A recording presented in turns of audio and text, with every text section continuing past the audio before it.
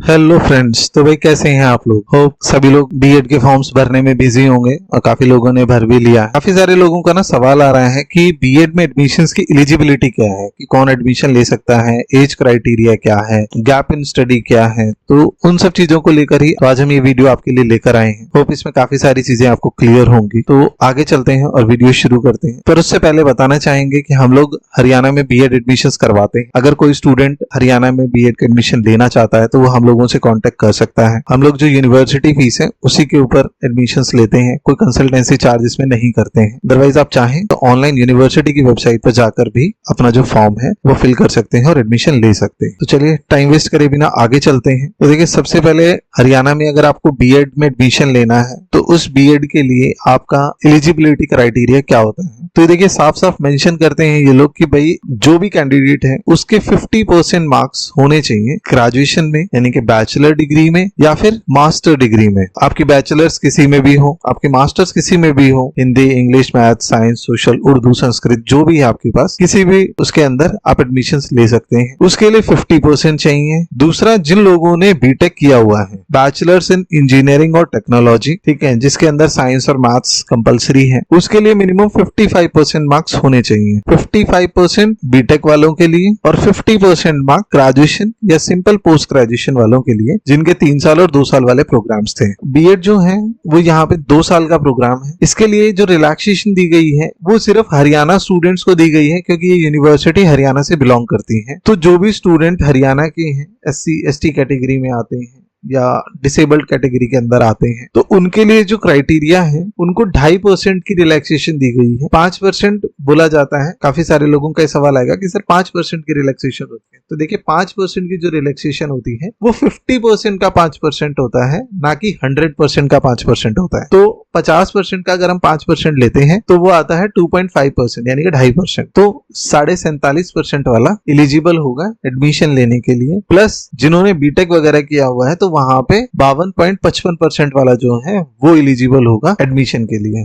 तो इस चीज में कंफ्यूज नहीं होना है कि हमें 5% की रिलैक्सेशन मिलनी चाहिए, हमारे 46% है या 47% है। 47% पर भी एडमिशन नहीं होगा। इवन 47.49% भी आपके नंबर है तो भी एडमिशन नहीं होगा। तो ये मिनिमम क्राइटेरिया आपको फुलफिल करना ही होगा। जो लोग जनरल कैटेगरी में है और आउटसाइड अदर स्टेट्स के भी हैं या रिजर्व कैटेगरी के भी हैं, उनके लिए 50% चाहिए, मतलब 50% होना ही चाहिए। 49.99% है तो भी नहीं चलेगा। एग्जाम्पल, अगर आपके 500 में से 249 नंबर भी हैं तो भी एडमिशन नहीं होगा, आपको पूरे 250 नंबर चाहिए। और अगर कोई कंसल्टेंट आपको ये कह रहे हैं कि जी मैं आपको 40%, 45% पे या 49% पे एडमिशन दिला दूंगा, तो प्लीज उससे दूर हो जाइएगा, ठीक है। क्यों?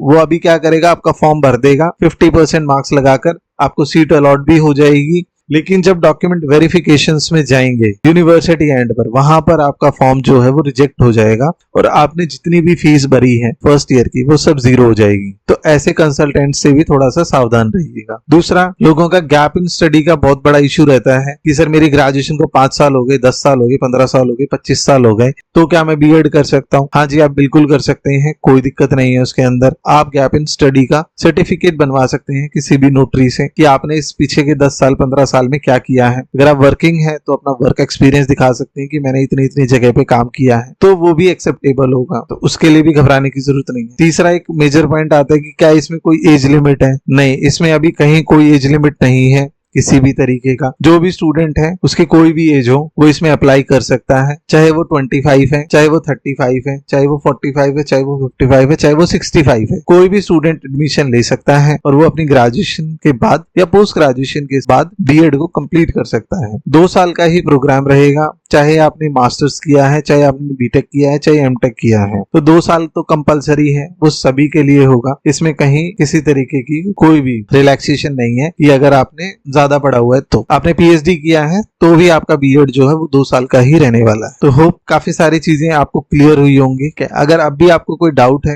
एलिजिबिलिटी को लेकर तो आप हमें कमेंट सेक्शन में पूछ सकते हैं। कोशिश करेंगे आपको जल्दी से जल्दी रिप्लाई करने का। तो आज की वीडियो में इतना ही। होप ये वीडियो आपको पसंद आई होगी और आपको एलिजिबिलिटी जो है वो समझ में आई होगी कि हरियाणा में बीएड एलिजिबिलिटी क्या है। अच्छी लगी हो तो लाइक करें, शेयर करें अपने दोस्तों के साथ जो इस साल हरियाणा में बीएड एडमिशन ढूंढ रहे हैं, ताकि उनकी भी थोड़ी बहुत हेल्प हो पाए और उनका ये एलिजिबिलिटी का कंफ्यूजन जो है वो दूर हो। जल्दी ही मिलते हैं अगली वीडियो में, तब तक के लिए थैंक यू।